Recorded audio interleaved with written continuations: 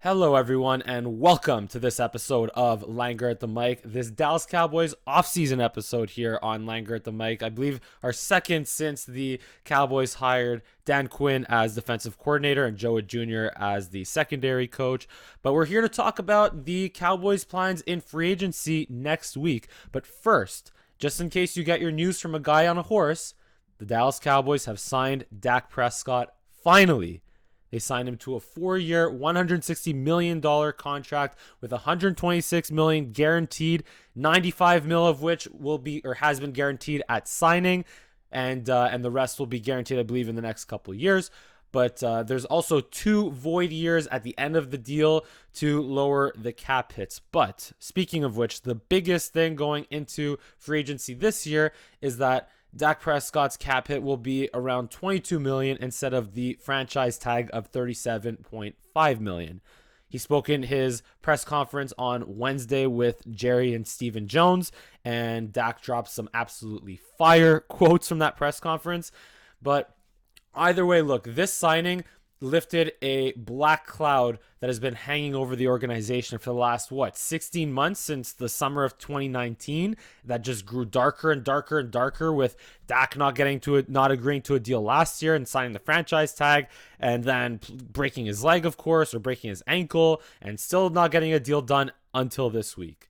I feel like if Dak played this year in 2021 on the tag, players would have lost a lot of confidence and faith in the front office, and the culture would have been even worse than it was last year, where the Cowboys finished 6-10 after Dak got hurt, right? But you know what? At the end of the day, credit Jerry and Stephen Jones and even Todd France and Dak Prescott for finally getting this deal done. Better late than never. But now, with that being said, let's look ahead to how the Cowboys will attack free agency. And this was honestly the reason why I haven't really done much talk of the Cowboys offseason, is because this Dak signing, was a huge domino that had to fall before we can really talk about what the Cowboys are going to do in free agency. But anyway, free agency officially starts next week in 5 days on March 17. But before that, the Cowboys have also restructured some deals. Yesterday or 2 days ago, they restructured Zach Martin, Tyron Smith, and Lyle Collins to create roughly $17 million more in cap space. So again, considering the fact that Dak could have signed the franchise tag at 37.5, but now that he agreed to a deal that's $22 million of a $22 million cap hit instead of a 37.5, so that's $15 million right there, plus another 17 the Cowboys opened up. So that's, if I do my math correctly, that's around $32 million that the Cowboys have opened up in cap space just this week alone. So first of all, let's look at the Cowboys pending unrestricted free agents, who stays and who goes. The Cowboys unrestricted free agents right now are Tyrone Crawford, Sean Lee, Andy Dalton, Cam Irving, Joe Looney, Alden Smith, Blake Bell, LP Ladouceur, Joe Thomas, Cheeto Uzie, Justin March Lillard, CJ Goodwin, Jordan Lewis, Eli Ankou, Xavier Woods, and Noah Brown. So to me, who stays or who goes, it's simple. There are 2 players of those, 12 players I just named, or however many players I just named, that should be top priority in terms of trying to keep. And that would be number 1, Cheeto Uzie, number 2, Xavier Woods. While yes, both had their struggles last year, or in the last couple of years for Cheeto Uzie, but particularly Xavier Woods last year, but they're still decent starting caliber players on this defense.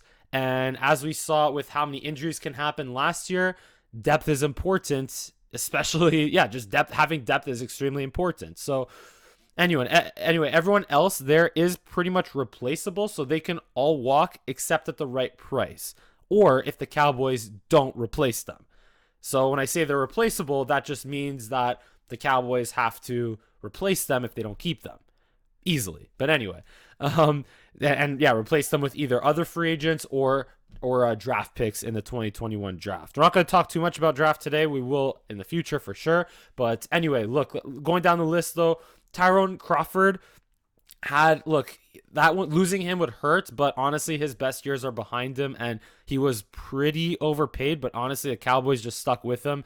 And Canadian boy, by the way, Tyrone Crawford, and I feel like maybe it was also the scheme that the Cowboys played in last year, but just again, I still feel like Tyrone Crawford, his best years of 2017, 2018, even 2014, way back when, I don't know how much left he has in the tank, but hey, well, I would, if Tyrone Crawford could come back on a cheap deal, I would not hate that, but I think it would be time to move on from Tyrone Crawford, unfortunately. And the same for Sean Lee, but with Sean Lee though, he's stuck around, so who knows? And he had to play a lot last year because of injuries to Leighton Vander Esch and even Joe Thomas. So again, depth is important, and Sean Lee with like is almost more of a linebackers coach or a defensive coordinator at this point in his career than an actual player.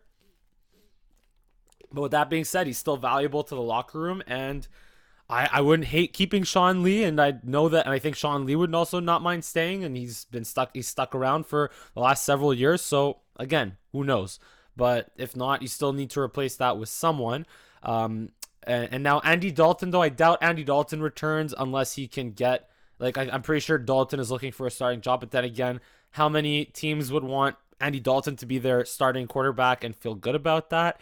I don't know, unless they're a very, very strong roster. But yeah, just Andy Dalton, I know, is probably looking for a starting job, but maybe if he can't find it, maybe he'll want to come back as a backup. But anyway, with Garrett Gilbert, not so much Ben DiNucci, but with Garrett Gilbert, with the way he played in that Pittsburgh game, he could be a decent option at backup quarterback. But either way, it would be nice. It would be nice to have Andy Dalton or a veteran quarterback in the locker room with Dak Prescott and Garrett Gilbert and or Ben DiNucci or whoever is behind Dak. So if that can't be Dalton, then you got to, again, replace him with someone, with another veteran quarterback just to be present. And yeah, but yeah, so Dalton, I don't think he would come back. Jordan Lewis is interesting because he was a good guy in the slot, and even in the box, I feel like his best fit is in the nickel and the dime. Even kind of like I said, a bit of a box safety. Like, I'd be interested to put Jordan Lewis almost in a bit of maybe not so much a Tyrann Mathieu role, but just as a literally just a guy who plays in the box and covers the running back out of the backfield, like he did against Alvin Kamara back in 2018. Because he is very physical and he's a willing tackler and he has decent ball skills. But when he gets beat out wide, because he's not the biggest corner, when he gets beat by bigger wide receivers, like he gets beat and just is a liability in man-to-man coverage against bigger wide receivers. So I don't know if the Cowboys would want him back, especially with a deep cornerback draft class this year. But hey, if Jordan Lewis can come back on the cheap, then I wouldn't be completely against it either. And I would say CJ Goodwin is extremely underrated because he was very important on special teams, and I feel like he ended up being a favorite of John Fossil, of Bones John Fossil. But Morris Canady is expected to be available this coming year, so maybe Canady can replace CJ Goodwin. But again, same thing. If CJ Goodwin can come back for cheap, wouldn't hate it. Aldon Smith, same thing. Would be nice to keep him, but only at the right price. But also keep in mind, Jim Tomsula got fired alongside Mike Nolan when he got let go in January. So that kind of hurts Aldon Smith's chances of staying. But his role in the lineup is still important, being a edge rusher, rushing on the right side, and either whether it's just attacking the quarterback or even playing in run support. Like, Aldon Smith had a role last year, and that has to be replaced somehow. So whether it's Aldon Smith himself or someone else, we'll get to that in a little bit. Joe Looney and Cam Irving, if they don't come back, you better replace them in free agency or the draft with decent O-line, offensive line backups. So that's all I'll really say about that. Joe Looney, one of the funniest players in the Cowboys in recent memory. Like, just that would be great for the locker room, I guess. But again, if they can't keep Joe Looney on a pretty cheap deal, and I think Joe Looney might be looking for work as a starter, then that is not great for his chances to come back as a backup to Tyler Biadasz, who I think should be the guy at center going forward. Noah Brown at wide receiver has made some plays and is a willing blocker in the run game, but he also might want to be higher on a wide receiver depth chart as opposed to number 4, number 5 behind Cedric Wilson, who I believe is an RFA, a restricted free agent, and of course CeeDee Lamb, Michael Gallup, and Amari Cooper. So I don't know if Noah Brown would want to stay in this wide receiver group. He might want to look for better to be higher on a depth chart at wide receiver. Same for Blake Bell in terms of his work as a tight end. Made some sneaky good plays this year, but he is kind of replaceable, especially with how good Blake Bell and not Blake Bell, Dalton Schultz and Blake Jarwin, or Dalton Schultz last year, but Blake Jarwin coming back from his ACL injury. I don't know if Blake Bell will want to be a number 3 on a tight end depth chart, so we'll see with that. Joe Thomas was a serviceable linebacker backup, as he showed earlier in the year, but he also might want a starting job, so I don't know if he comes back. Justin March Lillard, pretty much just a backup and a special teamer. And here's the question, though. Does LP Ladouceur walk? Montreal-born, Canadian, of course, 39 years old. I think he had the record for the most consecutive games played in franchise history this year. Been the long snapper since 2005. Look, long snapper is a very specialist job, like kicking and punting, but it can't really be taken for granted. But it's still kind of a position that has turnover to it, and I don't know if at 39 years old if he's gonna come back. I would love to have LP come back for what is what is it, the 16th year, I guess. Yeah, 16th year, but. I don't know how much more he'll want to play, but if he does, then hey, I would love him to come back. But anyway, so with all that being said, how do the Cowboys now attack free agency going into next week? My answer is patiently. And I know that's not an answer that everyone will want to hear, because the Cowboys have been very cheap in free agency over the years and have struck out a lot on free agencies on free agents that they have signed. Because at the end of the day, you get what you pay for. Like, Clinton Dix was a complete wash last year, but here's the thing, though, you couldn't have really guessed Dontari Poe and Everson Griffin would have been like as bad as they were last year, because they still signed them to decent salaries, both Poe and Griffin. Griffin was signed before training camp, sure, but you couldn't have really guessed that they would have been really that bad. But here's the thing, though, going into this year, now coming back to this year, here's the thing. The salary cap is down 8% to $182.5 million from around, I think it was at around 190 something, 200 million last year. So as a result, you've been seeing important players getting released by good teams left and right. JJ Watt, Carlos Dunlap, Mitchell Schwartz, and Eric Fisher on the Chiefs, Emmanuel Sanders. So honestly, you actually have to give the guy, like I tweeted the other day at Mike Langer on Twitter and also on Instagram. Give me a follow. But you got to give credit to the Dallas Cowboys for managing the cap well enough to not have to release an important player every year. Because if you look at, also going back to the Saints, they're in cap hell right now. They're one of those teams in cap hell right now, especially with the lower cap. You could tell the Chiefs also, since they released Mitchell Schwartz and Eric Fisher. The Eagles, of course, don't even get me started on the Eagles, but the Saints, they had to release, the Eagles, they had to release Malcolm Jenkins last year, who found a new home with the Saints and played pretty well in their defense last year. So all this to say is that the Cowboys have managed the cap well enough to not have to release an important player probably since DeMarcus Ware in 2014. So anyway, so credit where credit is due. But what I'm getting at with the cap being down and with players getting released left and right, probably more than ever this year, is here's what I'm getting at, is that the free agency market constantly changes. And that could be even more, or it has been even more true this year compared to years past, because look at how much the top available free agents, like you look at Bleacher Report or these articles with top, or even NFL.com articles, top available free agents going into 2021 from January, and look how much those rankings have changed because of the guys that got released in the last 2-3 weeks, right?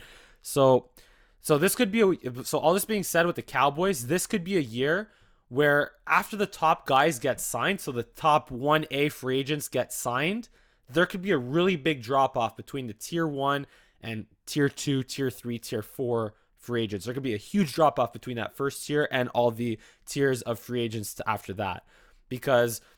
And you could see like those second-tier free agents being lumped together with the vet minimums or like flyer-type deals, right? And that can help the Cowboys for once. That can really help the Cowboys with their free agency approach, especially if they can effectively target that second tier of free agents and get, good veteran players on 1 to 2 year deals that can make an impact. So with all that being said, we spent 14 minutes here talking about the Cowboys, what free agents they're losing, and what, their approach should be. But now, what do they actually need in free agency? Well, I think we can all agree that they need defense. Defensive tackle, first and foremost, and safety if Xavier Woods walks. And even a veteran corner or 2 or 3 if Cheeto walks and Jordan Lewis walks in free agency. So, but what's will be interesting to see is that two of the 3 positions between defensive tackle, corner, and safety, 2 out of those 3 positions have been grossly undervalued by the Cowboys in years past. So will they learn their lesson and finally start valuing defensive tackle and safety? Well, you can argue that they kind of valued defensive tackle in free agency last year, again, having signed Gerald McCoy and Dontari Poe, but safety, they signed HaHa Clinton-Dix, and he didn't even, he was cut ahead of week 1. So will they learn their lesson and value safety and defensive tackle more? Remains to be seen this year.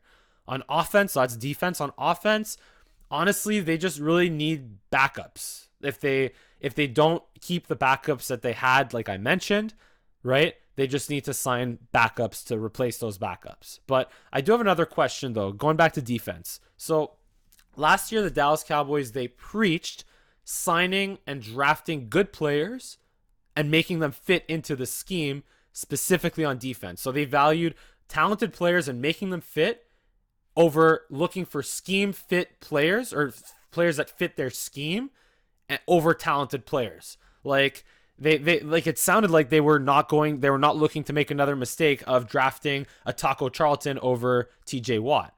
But the problem is, at least in free agency, the free agents that they signed last year were both not good enough players, and the coaches did a terrible job trying to fit them into the scheme last year that they were running. So case in point, look at Everson Griffin.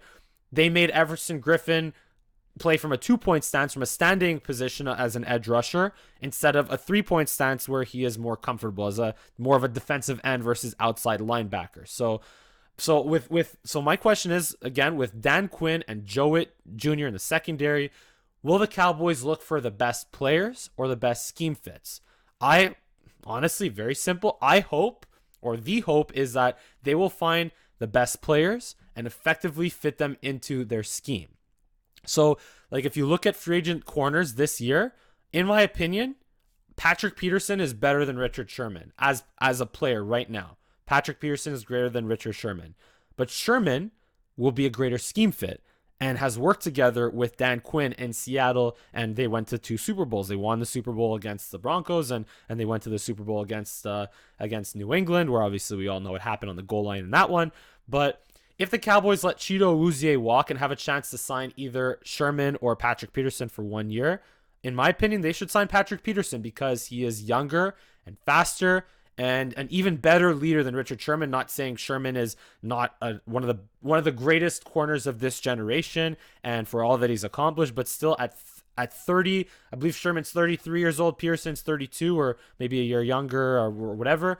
I might be off by a year or 2, but anyway, to me, Peterson, younger, even more accomplished, at least from an individual standpoint, than Sherman, and yeah, but so I would go with Peterson over Sherman. But here's the thing: cornerback is not the highest priority compared to defensive tackle. So if Patrick Peterson and Richard Sherman are among those high-end free agents that will get signed for a lot of for high salary caps, long-term, whatever, it shouldn't be long-term, but let's say higher salary caps, then honestly, I would just keep Cheeto Awuzie at corner.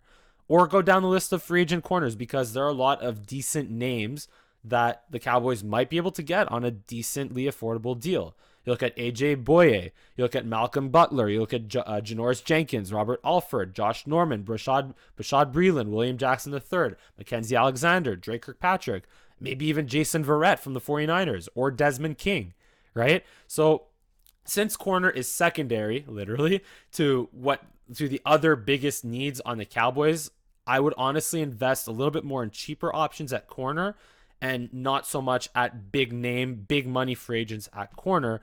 But I would, with that being said, again, I would invest in a big money defensive tackle because, boy, the Cowboys need it. After being ranked the 31st against the run last year, they need help at defensive tackle. So, in terms of DTs available, you got Dalvin Tomlinson, Shelby Harris, Jonathan Hankins, heck, even Ndamukong Suh if he doesn't want to, if you can prime out of Tampa.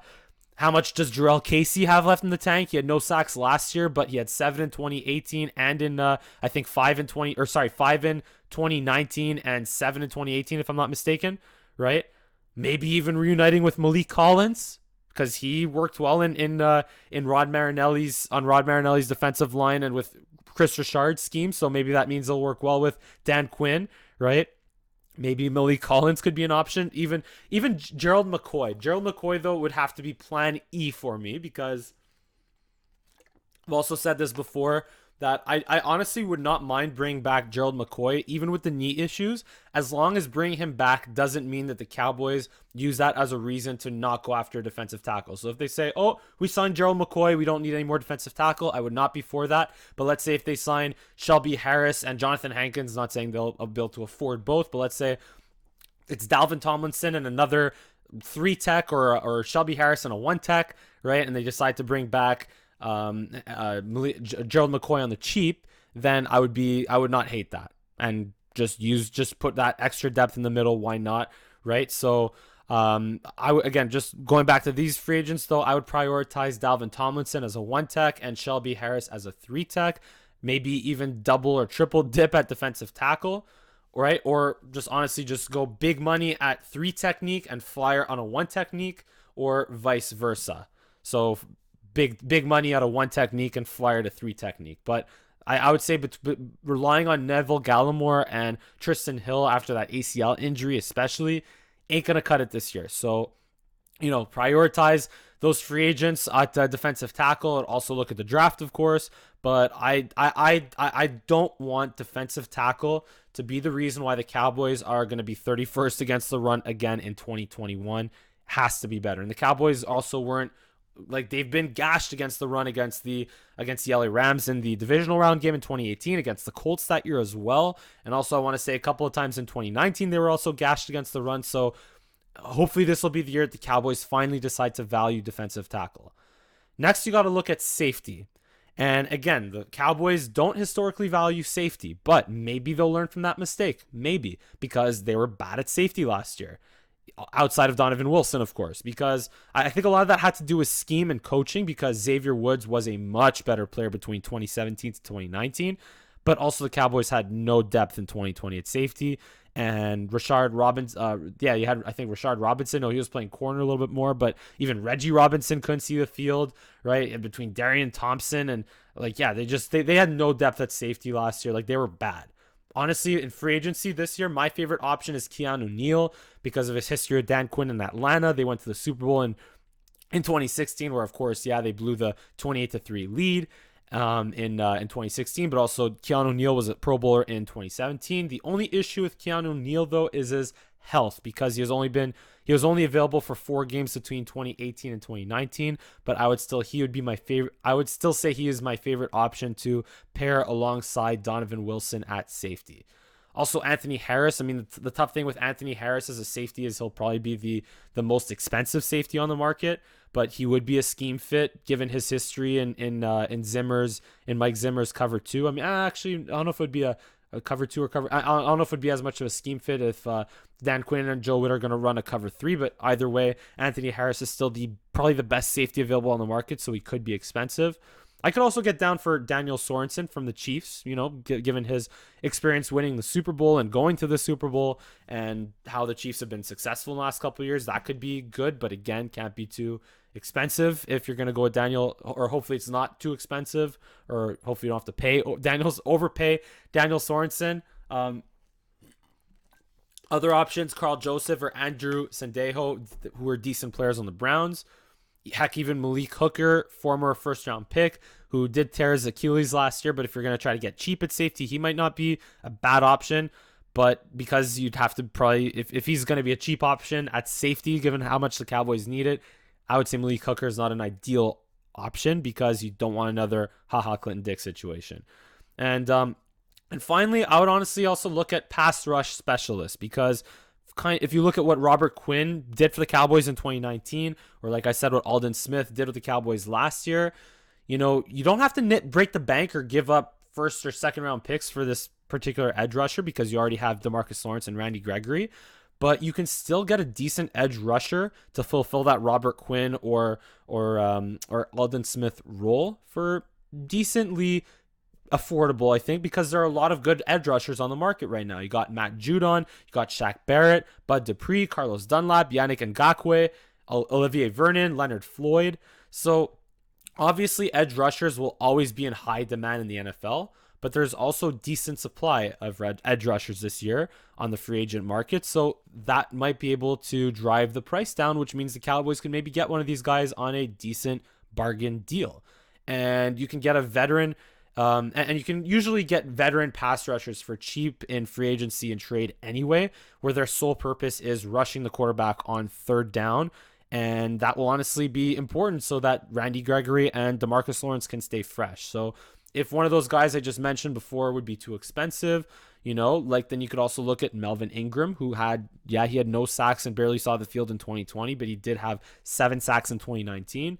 Maybe Justin Houston, maybe Ryan Kerrigan, maybe Jadeveon Clowney. Clowney's more of a run stopper than a pass rusher, but he's still a decent player as a third string or fourth string edge rusher, or even Carl Lawson, who's just literally a sack specialist from the Cincinnati Bengals. Terrible against the run, but decent, but really, really good at getting sacks. So anyway, to sum up, we have defensive tackle and safety are priorities number 1 and 1A, I guess you could say, where the Cowboys should invest in and spend money in on defensive tackle and safety for once, especially if Xavier Woods walks. And I would say, look, you can always get, it doesn't have to be a 4-year deal, but you can get a 1 or 2 year deal at a high cap hit. Doesn't necessarily hurt you too much either, because the deal expires in a year or two, so you can manage that, right? And especially if Xavier Woods walks at safety, you got to replace him at safety. I would, like I said, Dalvin Tomlinson and an affordable 3-tech, or I would go Shelby Harris. I would pay Shelby Harris and look for a more affordable 1 technique, and Keanu Neal at safety if Xavier Woods doesn't stick. And then cornerback is a close priority number 2 if Chido Awuzie and Jordan Lewis walk. But here again, you could be selective because there are a lot of good cornerbacks on the market. If Sherman or Patrick Peterson aren't who you're looking at, so you could look at Malcolm Butler, Robert Alford, Desmond King. Like I mentioned, Desmond King is very underrated in my opinion. The fact that he got traded for a 6th-round pick is a joke to the Titans, and how he for what he contributed to the Titans last year. Even Drake Kirkpatrick and William Jackson III would be decent options. But again, at corner, I wouldn't be looking to break the bank as much, because you're looking to develop Trayvon Diggs, and you could also maybe draft Patrick Surtain at 10. So I wouldn't exactly break the bank at corner per se, but it still needs to be valued. So I'd still invest a decent amount, but not too much at corner. And then, of course, backup edge rusher has to be priority number 3. If Aldon Smith walks, you can get a veteran, hopefully for cheaper, whose sole purpose is to sack the quarterback. And like I said, keep DeMarcus Lawrence and Randy Gregory fresh. But priority number 4 is replacing the offensive line or offensive backups if they walk. Once again, Blake Bell, Joe Looney, et cetera, et cetera, et cetera. But the bottom line is... The bottom line is you can't and you shouldn't go after all the free agents, like all of the free agents. I know I did mention a lot here, but you can't get all of them, because but you have to do your homework and sign at least one, you have to sign at least one impact free agent, because that's something that the Cowboys haven't done in years, really. Like, who was the last free agent that Dallas has signed that made like a significant impact? Like, sure, you could even, honestly, you can say that Andy Dalton was the most impactful free agent that the Cowboys signed last year. Before that, Randall Cobb, maybe. I hate to say it, but before that, Greg Hardy in 2015. Orlando McClain, 2014. Justin Durant, 2013. Brandon Carr, 2012.